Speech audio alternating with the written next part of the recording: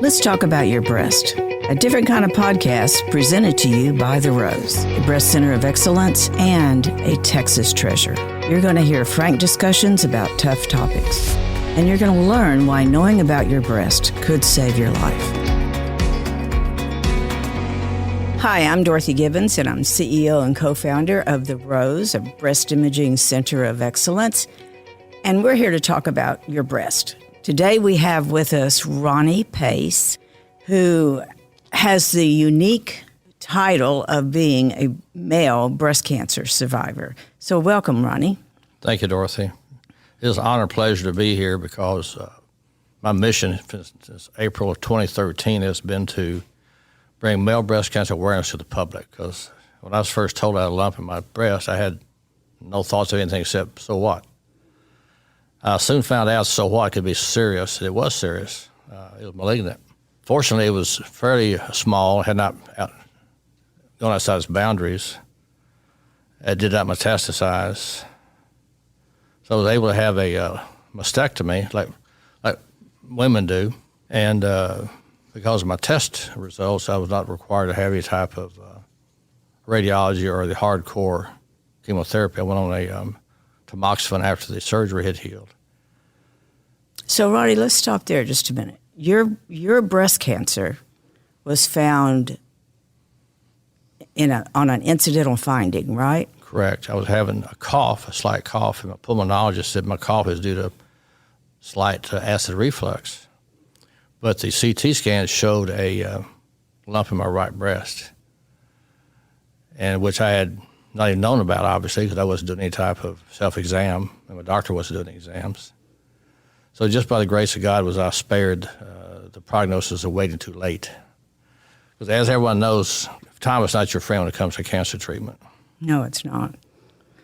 So let's talk about that first time you were diagnosed, because you're a two-time male breast cancer survivor, right? Correct.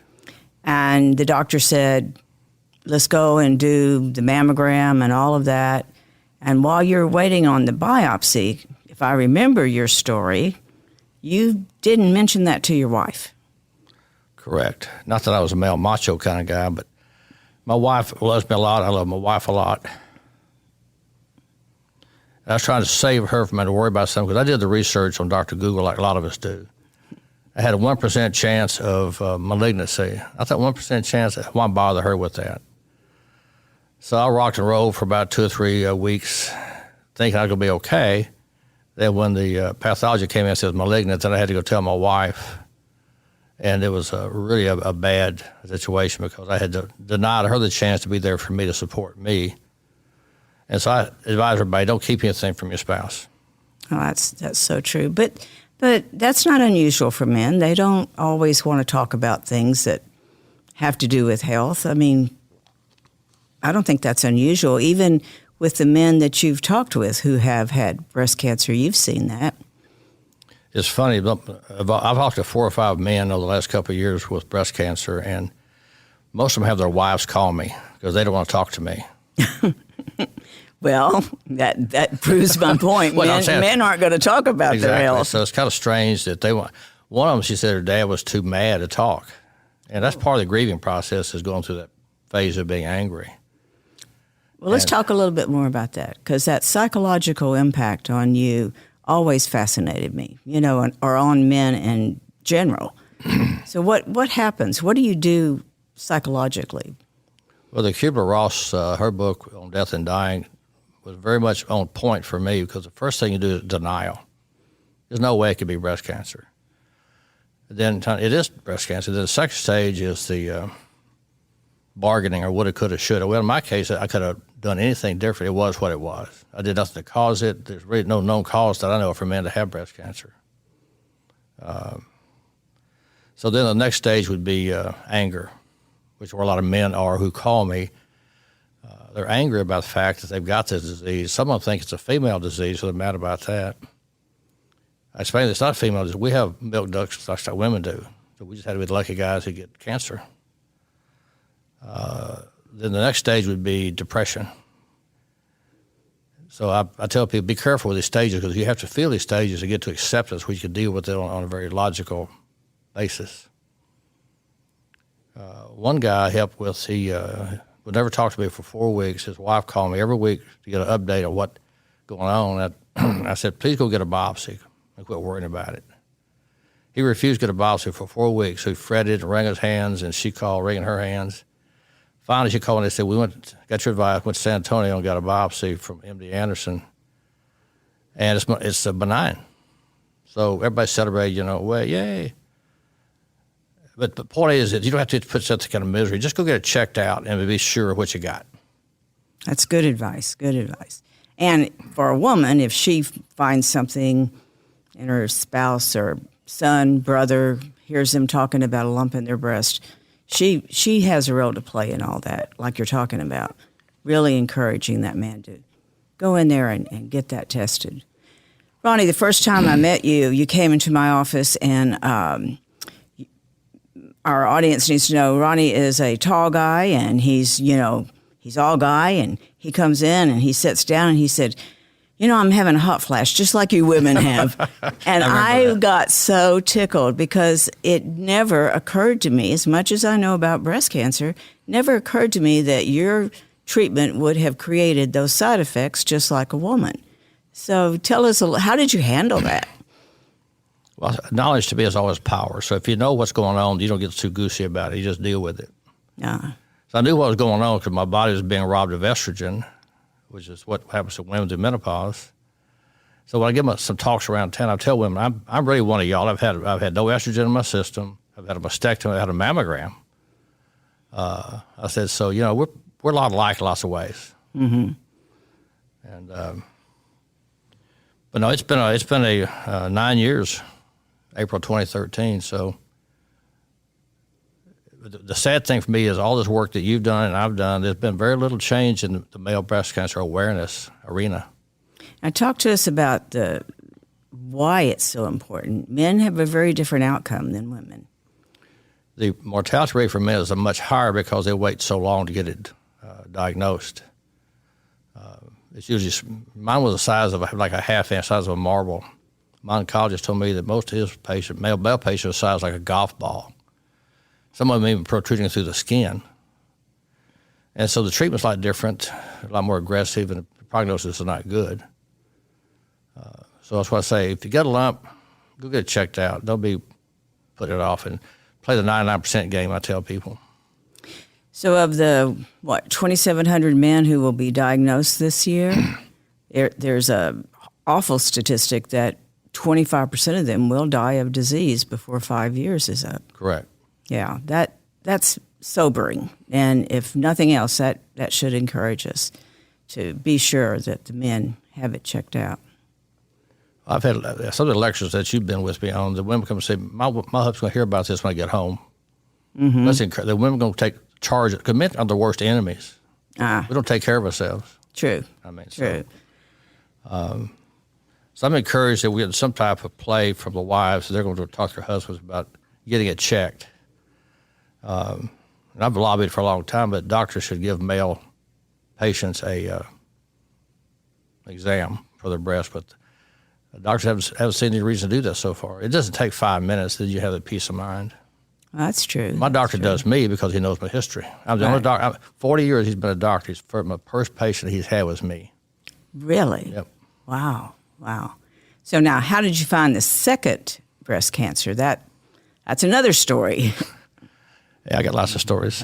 I was doing a video at MD Anderson for a group out of New York, and kind of like we're talking about, just stories. And the videographer said, "Take off your shirt. Let us see the incision for the mastectomy was done." I said, "Well, if you can stand it, I can stand it." So I took my shirt off and put my hand on my chest to feel the scar. And when I did, I felt the lump just about an inch below the scar. And of course, that was a heart stopper. Mm-hmm. And so I finished the video, excused myself, went into the men's room, took my shirt off, and there it was. It was a real gotcha moment. Mm. But human nature, you always say, about denial again, but back to the book from Kubler-Ross. I said, that can't be malignant, not twice in a row, come on. That's very, very rare. I had a biopsy within 2 days, and sure it was malignant. So then within 2 months, I was having a second surgery on my right chest. It was determined to be a chest wall recurrence. And so after this time, we decided to go and do 33 days of radiation, which is, I'll tell guys right now, it's no big deal. It doesn't hurt. It takes about 30 seconds. You're done. It's peace of mind to know that you've got this thing a little more treated in the way it could be. But just follow your oncologist suggestions. My onco score was 11 out of 100, which could be an 8% chance of recurrence. So that's so much for statistics. That is true. That is true. Now, how do people react when you tell them you're a 2-time male breast cancer survivor? Well, most of the guys look at me with disbelief and say, no way. I said, yeah, way. If I had it twice, did they really get excited then? And they say, what do I do? I said, well, have yourself checked out by your doctor, or do you give your own self-exam? Just feel around up here. You know what a lump feels like. But most of the time, it's because women are not shocked by it because so many of their friends have it. 248,000 women this year will have breast cancer diagnosis, and 2,700 men. So that's the problem with the disparity in numbers. We get very little play. Now, you strongly believe that because there hasn't been a lot of research in this area on the treatment, that something needs to be done. And I know, Ronnie, you've sat on so many committees, and you've been with the DOD group, and you've represented the male breast cancer patient in so many arenas. But what do you think needs to happen with that? Well, it wasn't until September, I think, of 2020 that the FDA finally allowed the testing for men to be handled, because it was before that. The drugs I'm treated with, the same drugs for women. So they were even tried on women. There's no clinical trials on women for the drugs. And I still believe the DNA of men and DNA of women are different. Mm-hmm. So we will respond different to the drugs. That's why tamoxifen didn't work on me. Because my DNA is different. Right. And up in Washington, I've done a couple of panel meetings up there. One of the doctors, he agreed with me that there needs to be some more research on men, how they respond to certain drugs. Well, if that happened, then the treatment could very easily be changed, true? Correct. And perhaps that recurrence rate wouldn't be the same. Is that a possibility?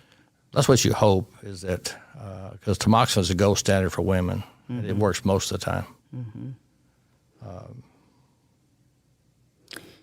So, Ronnie, you have an incredible career. Civil engineer, you've been, you're certified in civil, family, and CPS mediation. You're certified as an arbitrator. You're licensed in Texas real estate. You're licensed in Texas Department of Insurance. You've had a stunning career, and you're also an author. And you wrote the book, The 3 C's, and it's called The Only Book You Need to Find Your Life Partner. So what prompted you to write this? And this was before your diagnosis, wasn't it? Correct. Well, like a lot of people, I've been divorced, and I felt like there was some reason why we have such a high divorce rate. We keep making the same choices, and they're wrong. So I sat down and realized the things that I'd done over and over again that caused the failure could have been done differently. I wrote the book to help people who are in a bad marriage or going into a new marriage and want to be sure they had to do it right, to read it and look at things on the front end rather than the back end. But once you got kids and cars and dogs and cats, it's hard to say, we need to call this thing off. So going in, you have to have the willingness to say, I love you, but we just can't work together. I've done mediation for married couples for many years, and had they known ahead of time what they'd be like, they wouldn't have got married to start with. That's true. But they don't ask the right questions. So the book gets the questions to ask and realize that you're not compatible. Yes, it's quite a read. Thank you. Yeah.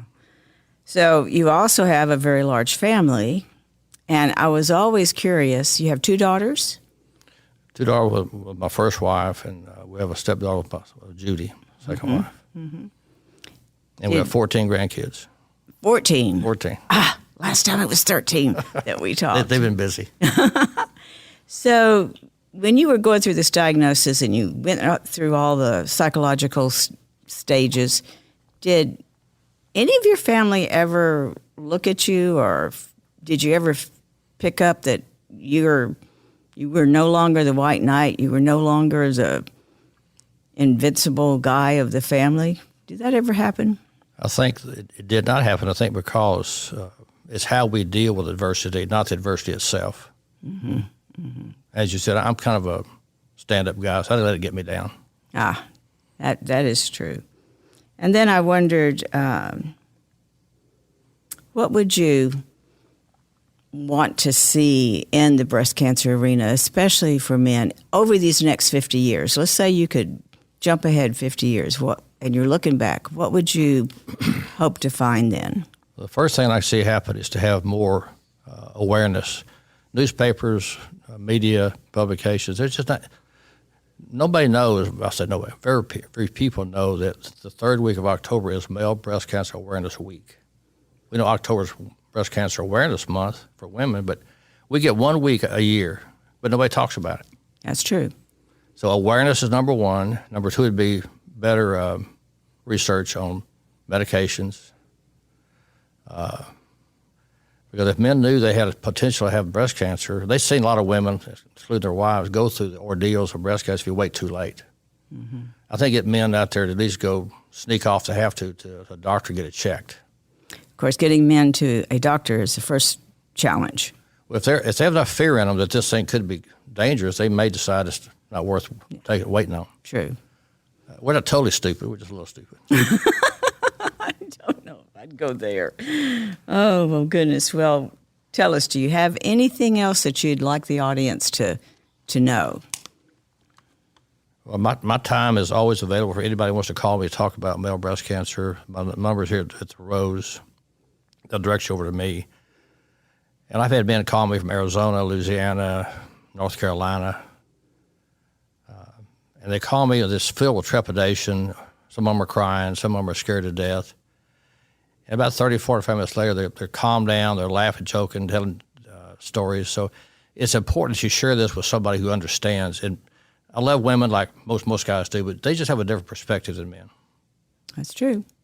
It's like women can't talk to men about his breast cancer. We can't talk about their breast cancer. So Yes. So it's just awareness and a contact point that we talk to each other and make them realize that you're not alone. Go back to statistics. I think University of Colorado years ago had a survey of 100 men, and 67% said would not tell anybody they had breast cancer because they thought it was embarrassing. That's a shame. That's a shame. They robbed themselves and their families of the awareness and the public from the awareness, too.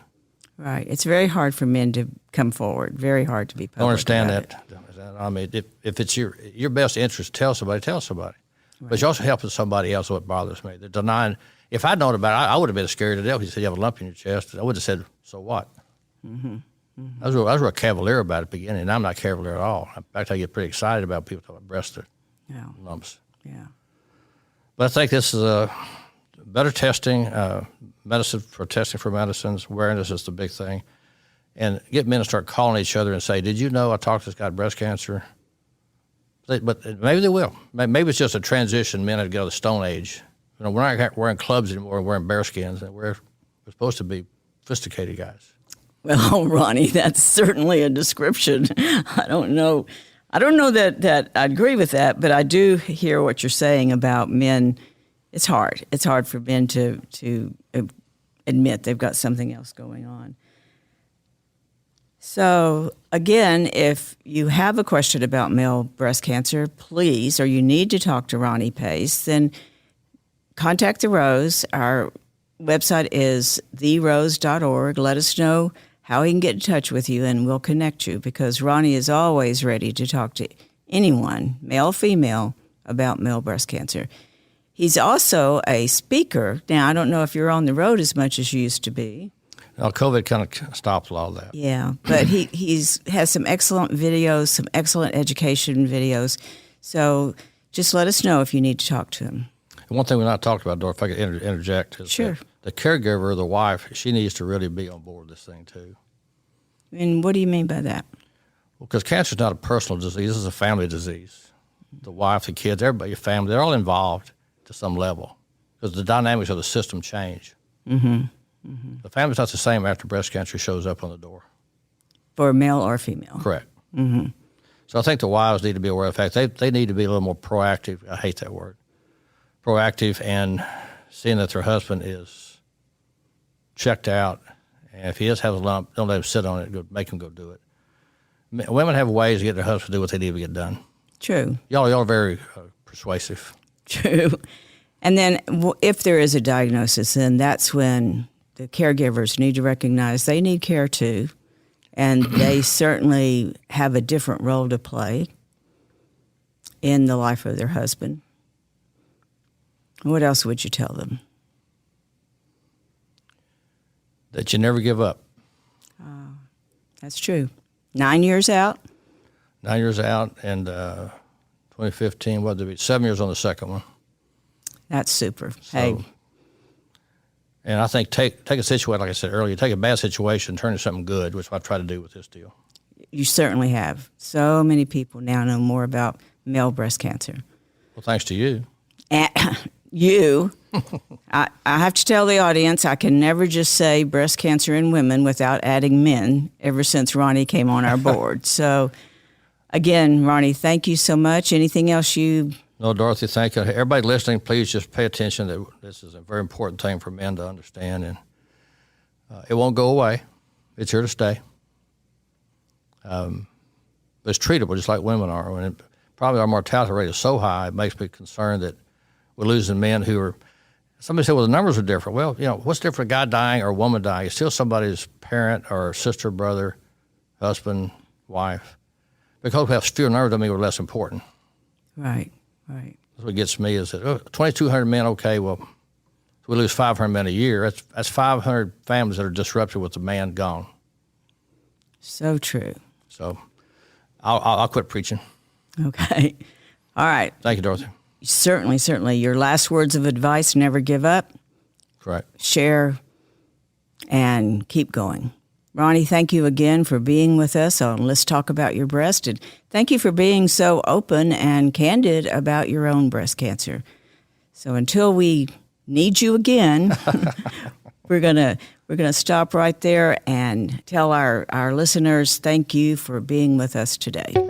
Thank you for joining us today on Let's Talk About Your Breasts. This podcast is produced by Speak Podcasting and brought to you by The Rose. Visit therose.org to learn more about our organization. Subscribe to our podcast, share episodes with friends, and join the conversation on social media using hashtag Let's Talk About Your Breasts. We welcome your feedback and suggestions. Consider supporting The Rose. Your gift can make the difference to a person in need.